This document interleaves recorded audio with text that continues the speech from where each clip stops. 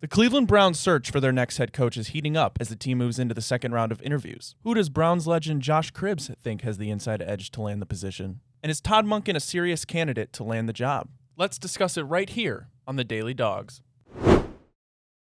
Hey everybody, welcome into the Daily Dawgs here on the Big Play Sports Network presented by FanDuel. I'm Ryan Tyler, joined by Browns on SI Insider as well as host of the Big Play Cleveland show here on the Big Play Sports Network, Nick Padone, and a man that needs no introduction, Cleveland Browns legend, a man that I think I can now call a friend, Josh Cribbs. Josh, good morning. Welcome to the Daily Dawgs. How are you, my friend? Good morning, guys. I'm doing well. It's cold outside, but it's Cleveland.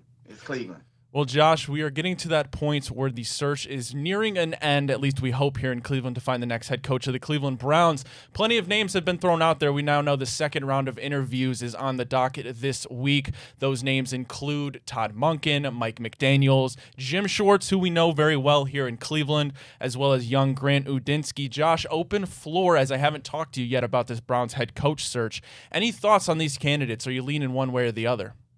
I am leaning one way or the other. I understand what the Browns are doing when we go with, someone young, and looking at a lot of the offensive coordinators on teams that have done well this year. Jacksonville, Chargers coach, all these guys like that. And even Todd Monken. But even though Todd Monken, I think, is a dark horse, I don't think that, the fan base and everybody would be excited about that pick. Not a total detriment, but that's not excitement. The pick for me is, just because of circumstance, and I'll explain it, would be Jim Schwartz, right? And that's because they had a hell of a run. He's been able to do with the defense, how he's been able to capitalize off of Myles Garrett's talent, Denzel Ward, Greg Newsome when before he was traded, and then all the other guys, Grant, J.O. These guys have been able to come in here and just create a difference. Schlesinger. So you see how the offensive line under Callahan, that was Callahan, right, from last season, 2 years ago, right, and before his son got the job with the Titans. You see how the difference was from the offensive line when he left, and now how the offensive line is just in shambles, and they had the same guys. We had literally the same guys, and you saw the downturn in our offensive line. I'm scared that our defense could be subject to such a turn if the coach leaves, like our coach left the offensive line. And then the news got out that the Brown staff have been trying to let coaches know, hey, we like Schwartz. If at all possible, we would like him to stay. How you think about that? Go. And that's kind of how they're starting the interview. Like, hey, we like Jim Schwartz. What do you think? Go. Interview starts now. And it's as if it benefits the younger candidates as opposed to, guys that have been around the league a little bit. And I would say Mike McDaniel, he's been around the league a little bit, and he's been here. He may want to come in and bring his own stack. But when you're talking about a young OC, guys that trying to make a name for themselves, and the Browns trying to find a diamond in the rough with a young guy, they may be okay with a Jim Schwartz. That benefits them, having such a powerful defense, and then them coming with their own spice and flavor for a new and improved offense. So we'll have to see how things shake up. But my number one pick is Jim Schwartz, just because how I look around the league, I'm like, however, it depends on who his offensive coordinator is, how well our team is able to do. So, the head coach is one thing, but the rest of the team, the offensive coordinator, special teams coordinator, to see how that roster, how that coaching staff roster fills out, that's another thing. Cribbs, would it worry you at all that if they go down the path of hiring Jim Schwartz, that he could have this kind of label as a bit of a lame duck coach? And I mean that by saying he's a coordinator that was promoted because his boss was let go after the owner said that this roster was too talented to just win 5 games. We know that if they hire him, the defense is going to remain really good, but man, is he going to be under a lot of pressure to find the right offensive coordinator coordinator to fix this offense. And Andrew Berry said all the right things, that they're going to use all of their resources and draft picks and try to really invest in that offensive side of the football. But to me, I would worry about hiring Jim Schwartz just a little bit, because he feels like maybe a bit of a lame duck option, and I don't want to have to be doing this again next year. Well, you can look at teams around the league, and this is what the organization will do as well. And they're doing that. They're sitting in a room and they're trying to figure out what the team will look like hypothetically with a better offense and a defense on a downturn. Our defense has been keeping us in a lot of these games, Nick. And it's just when you turn around and look at it, and you look at all our games and you watch film, they do that. And you see how bad our quarterback play has been. Now, granted, we gave up, Flacco early. We had problems with, injury early in training camp and coming out in our first and second week. So we were forced to play guys, Dylan Gabriel. They gave away Flacco to the Bengals. Then we had our two young guys who were finding their way, right? But through it all, our defense has been keeping us in these games to the point where fans, we were watching these games, guys, and we were like, man, if they could just score a point, if the momentum could swing, if they could just do this, the momentum. Now, the flip side of that, it's for me, it feels like too much a risk for the fan base and the talent on the defense to hopefully have spark lightning in the bottle with getting somebody like, just a first-time head coach, and then hoping they get it right with the defensive coordinator. And those guys on defense don't look around like, man, had kind of like a mutiny on their hands, like, oh my God. Because what you said when it comes to Haslam saying, 3 wins, 5 wins is unacceptable. When you look at it, would you say, our defense is mostly our offense? I think 1 or 2 games when the offense played a little well, we were like, come on, defense. Come on, like 1 or 2.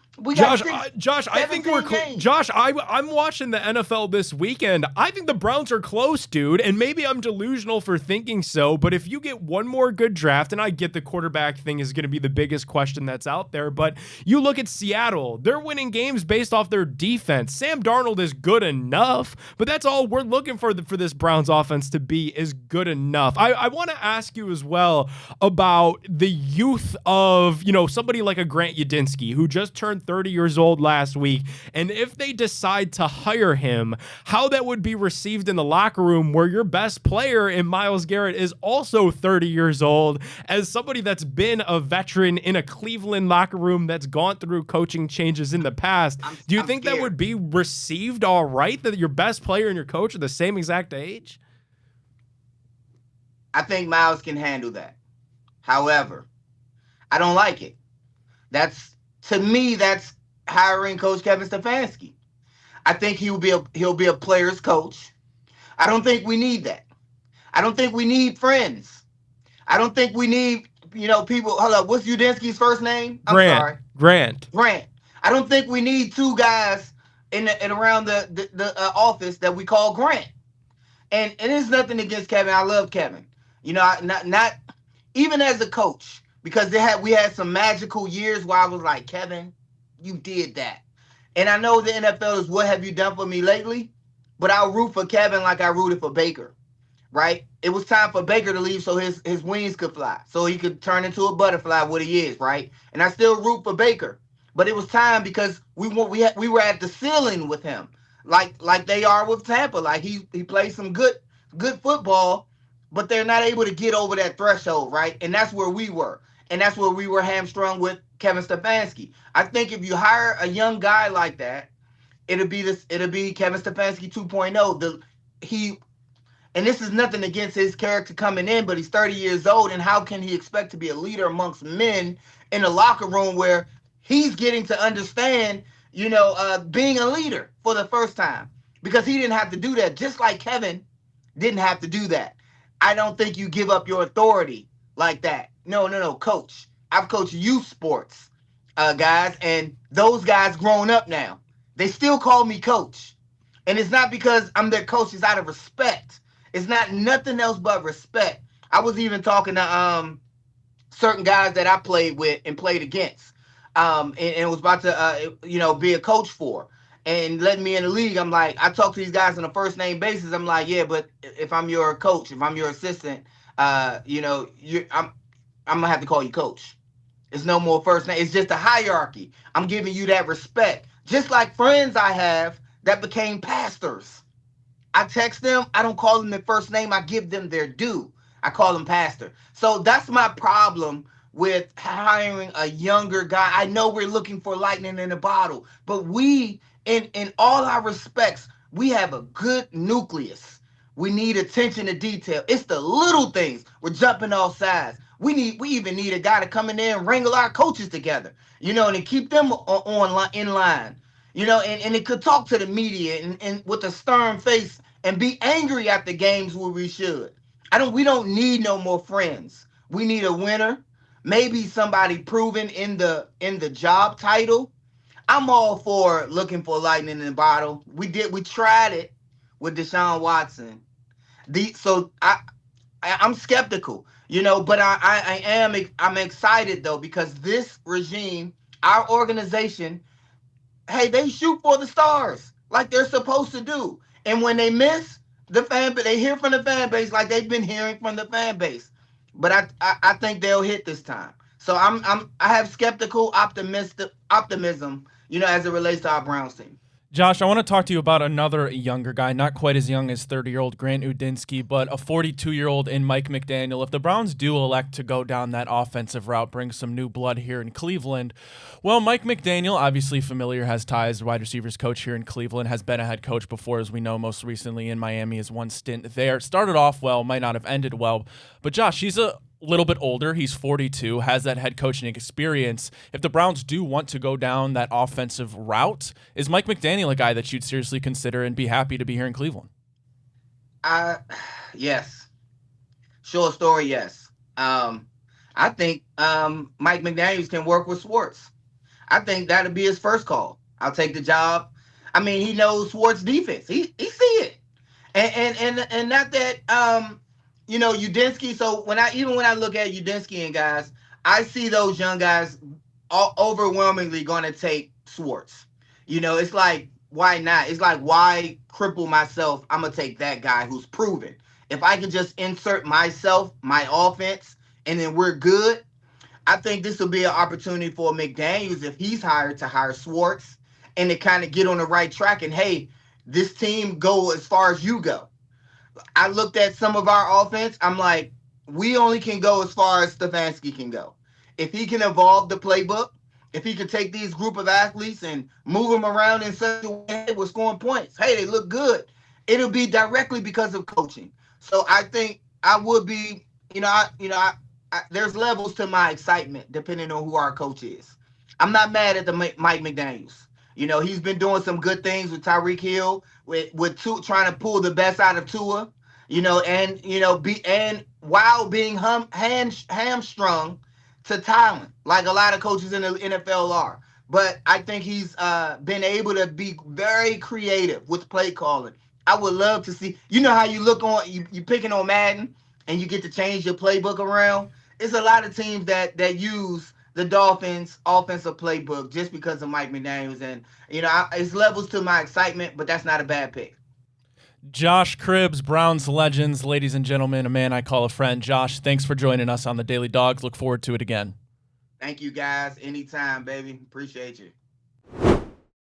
Nick, it's interesting to hear the insight from a guy who has been in the Cleveland Browns locker room. Not only that, but a guy who has been there for, let's call it what is the tumultuous years there in Cleveland, undergoing multiple coaching changes.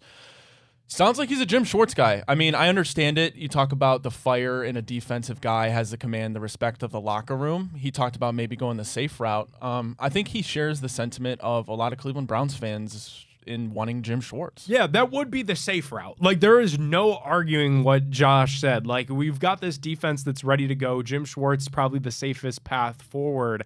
I just look at this, Ryan, like Andrew Berry is kind of standing on his last leg. And what I mean by that is he had a great draft. He traded for that extra first-round pick that they have this year.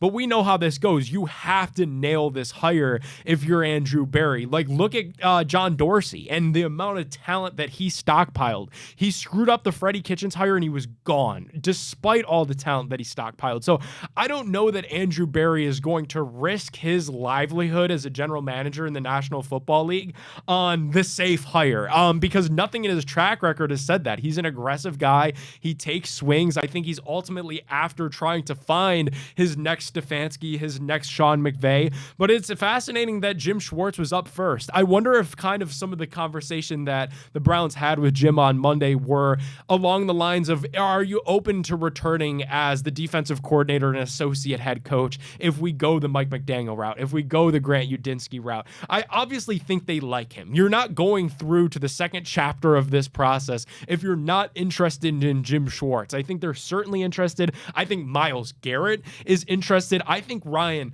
a lot of people forgot that Myles Garrett, when the season concluded, went on a soliloquy about how he's still trying to contend for Super Bowl championships and he's not going to be adequate staying around Cleveland through a rebuild. I'm not saying that he's going to request another trade, but he certainly was sounding like a guy that was cruising towards requesting trade altitude at the end of the season. And we know he really likes Jim Schwartz. He gave him that vote of confidence. So there's obviously a lot at play here, but I think the Browns like him. How much do they like him? I think that's what we're going to find out early next week. I just had to Google the word soliloquy, by the way. Great word, Nick. Big brain there. Nick, are we over? I don't want to say overhyping. That's not the right word. You talk about like if Jim Schwartz remains on the staff despite not being promoted to head coach.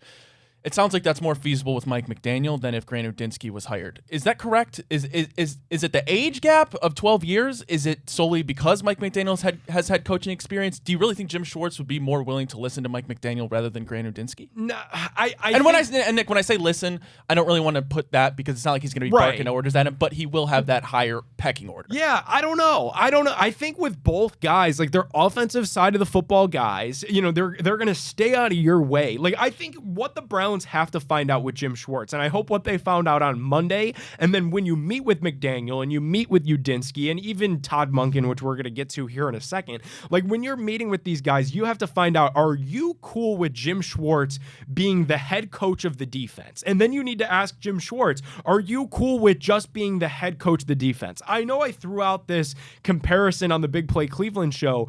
The dream scenario here is to go, at least for me, right? The dream scenario is to go with either McDaniel or Udinski, and then to have Schwartz be the CEO of the defense and to have that remain unchanged. And you look at what happened when Sean McVay was the youngest head coach in football history. A couple years ago when he got hired by the Los Angeles Rams, that worked because he could run the offense and he would lean on Wade Phillips, who is a legendary defensive coordinator, to run the defense. McVay didn't have to worry about the entire football operation at just 30 years old. He got to fix the offense, run the offense, grow with Jared Goff while Wade Phillips manned the defense and while he got his feet under him as a 30-year-old head coach in the National Football League. So I think they've got to find out with either of McDaniel or Udinski, is Schwartz good with being just a defensive coordinator in Cleveland? And if the answer is yeah, then you could proceed with the rest of your search. If the answer is no, then you're really going to have to ask McDaniel and Udinski, okay, well, if Jim Schwartz is out of the equation, who are you guys bringing in here to be the next defensive coordinator? Does that make sense? It does. But Nick, let's transition and talk about a guy who we haven't talked about yet, another candidate that's gaining steam. Believe second in-person interview is, matter of fact, today, and that's one Todd Monken. Nick, am I not giving Todd Monken enough respect? Because, like, Udinski excites me. Jim Schwartz makes sense. I understand. Todd Monken just doesn't excite me. No. Obviously, offensive coordinator there in Baltimore. A lot of ties with John Harbaugh. People thought he might go to New York, but obviously I'm sure he'd rather stay here in Cleveland, or not stay here, but take the job in Cleveland if that means he's promoted to that head coach role. Spent time with Lamar Jackson, obviously winning MVP. I give him credit for helping develop Lamar Jackson into probably a better pocket passer, but the name Todd Monken, Nick, doesn't excite me. And maybe it's because he's been here in Cleveland and it came in the year of Freddie Kitchens. Well, and he's only ever been a coordinator. You've been in the league this long. You've only ever been a coordinator. Like, what else? What are we missing here? Why is nobody else giving Todd Monken a head coach look? And obviously, like, the offense wasn't dreadful when Freddie Kitchens was the head coach. Like, the team was dreadful, don't get me wrong. But, like, suffering through what we just suffered through offensively with the Browns, like, Jarvis Landry, Odell Beckham Jr., Nick Chubb all had 1,000-yard seasons. Kareem Hunt had an awesome season when he came back from his suspension as well. So, like, they were able to juice as much, or they were able to squeeze as much juice as they could out of the orange of the guys that were on the roster. To me, Todd Monken's a waste of time. I'll be honest. And maybe we're dead wrong about that. Like, maybe Todd Monken gets named the next head coach. I just don't see it. Like, I think if you're after innovation and if you're after trying to get ahead of the curve and really solve this offense the right way, you probably skew either McDaniel as your retread, and that's instant credibility. Like, that's a guy that was a head coach 4 years in the league, literally fresh off 4 years in the league, or Udinski, who's a rising mind, or even Shieldhouse, who's at least got the McVay touch on him, and I know everybody's hot about that. To me, Monken is a waste of time, and I kind of disagree with how they've handled this because they've done, they use Sunday as their day to set their second interviews and to schedule them for this week. Today, Tuesday, feels like a little bit of a waste. McDaniel's interview is Wednesday. Even if you want him, you can't hire him because of the Rooney Rule. You're probably going to have to wait until you talk with Nathan Shieldhouse, what I imagine could be Monday at absolute earliest. You could fly him to Cleveland and get him an in-person meeting on Monday or Tuesday. So I kind of disagree with how they've scheduled some of this stuff. And to me, I'm not giving Todd Monken too much credence. And maybe that's a mistake, but I just don't see it, man. I don't. Well, the clock's ticking. The Browns like to zig when other teams zag. Good thing is we'll be here to cover it. For Nick Padone, I'm Ryan Tyler. Thanks for tuning in to the Daily Dogs here on the Big Play Sports Network presented by FanDuel. We'll see you tomorrow.